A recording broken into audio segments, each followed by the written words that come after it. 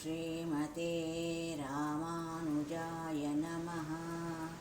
भगवते वासुदेवाय नमः। श्री आचार्य दिव्य तिरुवडिगळे शरणम्।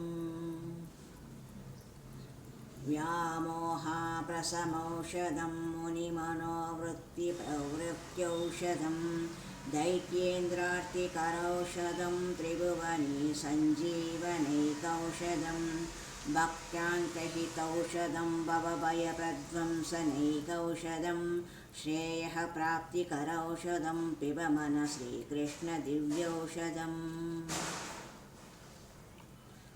कृष्णत्वदीयपदपङ्कजपञ्जरान्तं मद्दैव मे विशतु मानसराजहंसः।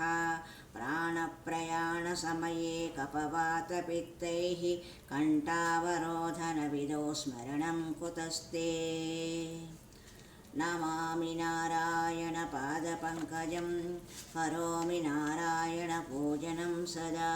वदामि नारायणनामनिर्मलं स्मरामि नारायणतत्त्वमव्ययं। शान्ताकारं भुजगशयनं पद्मनाभं सुरेशं विश्वाधारं गगनसदृशं मेघवर्णं शुभाङ्गं लक्ष्मीकान्तं कमलनयनं योगिहृद्यानगम्यं वन्दे विष्णुं भवभयहरं सर्वलोकैकनाथं। लक्ष्मीं क्षीरसमुद्रराजतनयां श्रीरङ्गधामेश्वरीं दासीभूतसमस्तदेववनितां लोकैकदीपाङ्कुरां श्रीमन्मन्दकटाक्षलब्धविभवब्रह्मेन्द्रगङ्गाधरां त्वां त्रैलोक्यकुटुम्बिनीं सरसिजां वन्दे मुकुन्दप्रियाम्।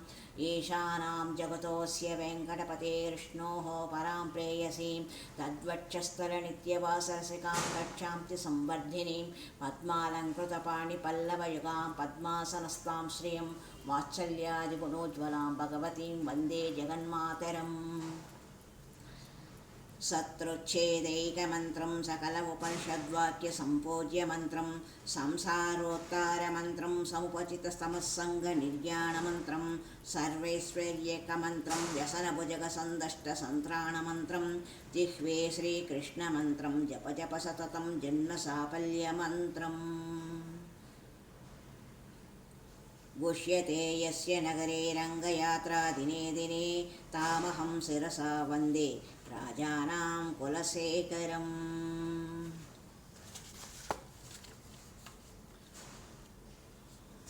नीलातुङ्गस्तनगिरितटे शुक्तमुद्बोध्य कृष्णं पारार्त्यं स्वं श्रुतिशतशिरसिद्धमध्यापयन्ति स्वोचिष्टायां सृजिनिगलितं या बलात्कृत्य भुङ्क्ते गोदा तस्मै नम इदमिदं भूय एवास्तु भूयः। அன்னவயல் புதுவை ஆண்டாளரங்கற்கு பன்னத்திருப்பாவை பல்பதியும் என் இசையால் பாடி கொடுத்தாள் நல் பாமாலை பூமாலை சூடி கொடுத்தாளாய் சொல்லு சூடி கொடுத்த சுடற்கொடியே தொல்பாவை பாடியருளவல்ல வல்வளையாய் நாடி நீ வேங்கடனருக்கு என்னை விதி என்ற இம்மாத்தம் நாம் கடவா வண்ணமே நல்கு. శ్రీ గోదాదేవ్యే ఆచార్య దివ్య తిరువడిగళే శరణం. ఈనాటి పాసురము పారాయణం చేద్దాం. புள்ளும் சிலம்பினகான் புல் அரையன் கோயிலில் வெள்ளை விழிசங்கின் பேரரவம் கேட்டிலையோ பிள்ளாய் எழுந்திராய் பேய்முலை நஞ்சு உண்டு கள்ளச்சகடம் கலக்களிய கால் ஓச்சி வெள்ளத்து அரவில் துயிலமர்ந்த வித்தினை உள்ளத்து கொண்டு முனிவர்களும் யோகிகளும் மெல்ல எழுந்து அறி என்ற பேரரவம் உள்ளம் புகுந்தேலோ కుళిర్దేలో రెంబావాయ్.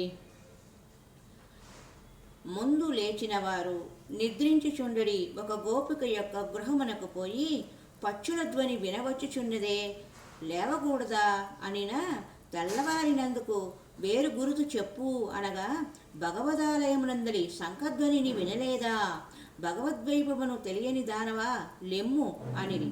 అందులకు లోన ఉన్న గోపిక మిమ్ములని ఎవరు లేపిరని అడుగగా, వంచించుటకు వచ్చిన పూతలను సకటాసురుని నిరసించి క్షీరాబ్దిలో ఆదిశేషునిపై శయనించి ఉండు జగత్కారణభూతుడగు భగవంతుని తిరునామములను మహర్షులను యోగులను తమ తమ హృదయముల యందు సర్వేశ్వరుడు చలింపకుండునట్లు మెల్లగా లేచి అనుసంధించుటచే నా ధ్వని మా మనస్సున చొచ్చి మమ్ములను లేపినది అనుచున్నారు.